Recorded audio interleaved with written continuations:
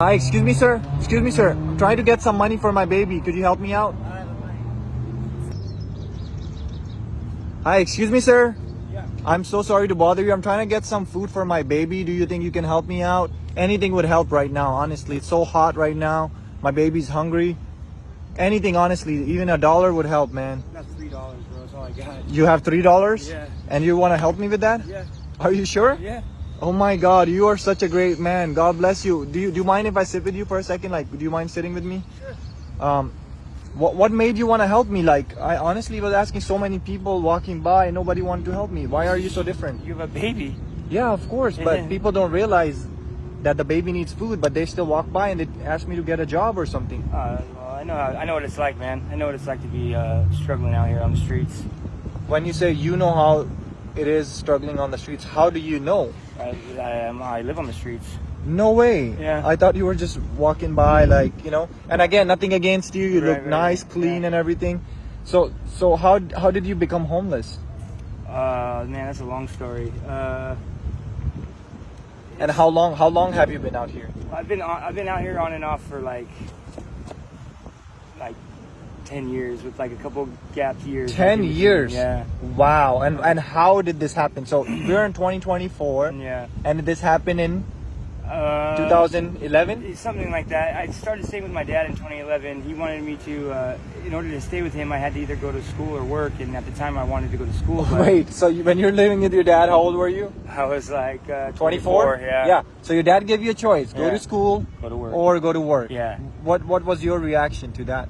I was okay with it until he told me the reasoning behind me going to school was that he wanted me to give him my financial aid for rent and stuff Wait, like that. your dad was trying to get your financial aid money? Yeah. No way. Yeah.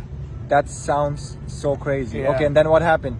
I did not give him the financial aid money. You did not. No, and so So he let you rather be on the streets. Yeah. What kind of dad is that? He's not a good dad. He was a bad dad all my Wow. life. So and that's the main reason why I didn't do it, because why should I help him out if he didn't even want to help me out? You know what I mean? Like, Right. That's how I felt. And instead of giving you a choice, Yeah. he could have told you, like, look, you have to work. Yeah. We can both work it together, Yeah, pay the exactly. bills, Exactly, pay the yeah. rent together, and live a peaceful life. Yeah. Instead of saying you have a choice, Yeah. work or go to school. Yeah. That doesn't make sense Yeah, to me. Yeah, me neither. So I ended up being on the streets from then. I got lucky with another buddy of mine. I was on the streets for like 2 years after that, out in Rancho Cucamonga, Okay. and that's where I kind of grew up. And I had a friend of mine let me, and at the time my nephew and my mom actually became homeless from other circumstances. Oh wow! So your mom had some difficult problems, Yeah, and she was and the- nephew. Yeah, she's is the the nephew guardian. living with the. With his grandma, my mom. Yeah. Okay. She had guardianship of him, and he's sick too. Okay. Yeah. So we all ended up on the streets at the same time, like just coincidentally. And I had a Wow. buddy of mine that let us stay in his garage for like a good year without letting his family know that we were Wow, that sounds like an angel, bro. Yeah, we need yeah. more people like your staying there. friend. Yeah, but he passed That's away. amazing. Yeah, Oh my He God. was a diabetic, and I am so sorry, he was my man. He best sounds friend, like a great man. Like he what was he good. was doing is let you stay 1 year Yeah. in the garage, rent free, and Yeah, everything. yeah. Wow, that's probably amazing. could have stayed longer had we not got caught. Wow. But yeah. So after- the family caught you guys? Yeah. And what happened? Did They just basically said we had to leave. We couldn't stay there anymore. They weren't mad or anything like that. They just Okay. they just told us to leave. Basically, they were very they were hardcore Christians. That's And so, amazing. yeah. That's amazing. It's good. It's hard to find good people Yeah, you're right. around us. So what happened with your mom and nephew? So after we were out of that garage, we were actually living in our car for a couple months, and we got lucky again, and we were able to move into an apartment. But we were in this apartment with like 5 or 6 other people, and it was a 1-bedroom apartment. 6 people in 1-bedroom Yeah, apartment. yeah. It sounds like more like LA. Yeah, It happens all the time. It was terrible. It was terrible, but it was a place to live, you know. Yeah, at least you had a Yeah. roof under. I mean, a shelter. Yeah. And so then my grandmother, my mom's mom, she offered to give us an apartment as long as, after 1 year, she would pay for it for a year, and after that, then we had to take care of it. So, like a rent free for 1 year, Yes. she paid out of pocket Yes. for the whole year. Yeah. So during And- that year, Okay. we were living there, everything was fine, and I ended up getting arrested for the very first time for drugs. Oh, I am. Damn. And the oh. cops, being cops, they said if I didn't give up my dealer's name or whatever, they were going to tell the management or something like that. And they ended up telling the management that I wasn't supposed to be living there at the time. I was not on the lease. Wow. So we all got kicked out of there. And that's when we moved out here to Colton. And the reason why we moved out to Colton was because my nephew needed to be close to the hospital because he has a disease called hydronephrosis. It's a kidney disease that he needs a kidney transplant. He's on the transplant list right now. Oh my God, I'm so sorry what he's going through right now. Yeah. I just pray and wish that no one have to go through what he's going through right now. He's gone through a lot being such a young kid. How old is he now? He just turned 18 actually. So what happened with after his kidney? Did he get the kidney transplant? Not yet.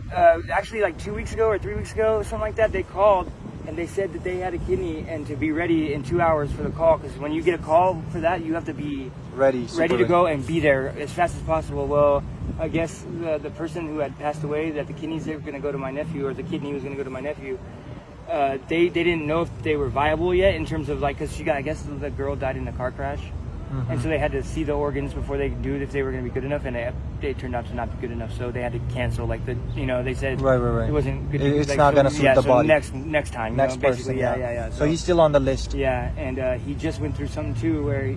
So where is your nephew and the mom living? Are they still on the street? No, they're in a place right now, right up the street here in on Ritchie Canyon Road, just like a mile or two away from the hospital. Oh, okay. So close to the hospital. I was staying there too, but me and my mom just. If I stay with my mom for too long, we just get at each other's like throats. You know what I mean? Like I can't. I love my mom. She's super cool, but for whatever reason, we just can't live together. You know what I mean? Is that because of how you are and what you do, or? No, well, maybe. She never said anything like that, but I mean, I'm sure it probably is. Like, I'm sure she doesn't want to see me on the drugs or whatever. And I try not to be high or anything around them, especially around my nephew. But No, you're right. You're making the right decision, not being around them, because he's already going through a lot. You being around them, doing all that stuff. It's nice. It's gonna not be good for them, right. you know. But what is he gonna see? Like what I'm going through right now, he's already in pain, and you're gonna give him more pain. Right. You know, seeing you like that. And he's not stupid. He knows what's going on. He knows what's up. Right. But I mean, like I said, I try not to show him that side of me. But so I ended up leaving there, and I've just been out here ever since. I'm so sorry, man, what you're going through, and everything that's happening in your life. But let me be honest with you. This was actually a social experiment, right? I didn't need the money for the baby. So what I want you to do is come around here. I want you to come and see my baby right here. This is not a baby. This is actually for you $100,000, man. What? Are you serious? Yeah, man? I'm serious. Since you decided to help me out, man, I want to leave you with this. You can take the stroller with you, or I'll bring a bag and put the cash in there. You can just walk away with it. This is real? This is real. Yeah, this is real. You can touch it and feel it. It's real money, man. Wow. Thanks, man. That's amazing, dude. It's gonna help so much, man.